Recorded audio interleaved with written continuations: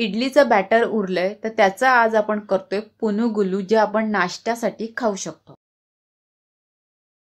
इथे 1 वाटीभर इडलीचं बॅटर आहे ते घेते। त्यात 1 हिरवी मिरची, किसलेलं अद्रक, कढीपत्ता, कोथिंबीर, 2 चमचे तांदळाचं पीठ, बेकिंग सोडा पाव चमचा, मीठ। सर्व चांगलं मिक्स करायचं। 10 ते 15 मिनिटं रेस्टसाठी साईडला ठेवून द्यायचं।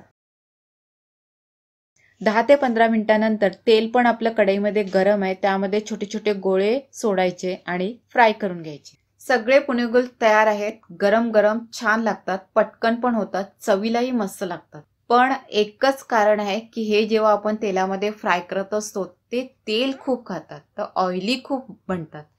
तर कमी तेल खाणाऱ्या कॅटेगरीमधले समजा तुम्ही असाल तर ही रेसिपी कधीतरी ट्राय करायला ठीक आहे। रेसिपी पाहिल्याबद्दल थँक्यू। अशा साध्या सोप्या नाश्त्यासाठी लागणाऱ्या रेसिपी यापुढे येत राहतील, त्या तुम्हाला पाहिजे असल्यास चॅनलला सबस्क्राईब करा आणि बेल आयकॉन पण प्रेस करा। त्यातील ऑलचं ऑप्शन सिलेक्ट करा, म्हणजे सर्व व्हिडिओचं नोटिफिकेशन तुम्हाला मिळत राहील।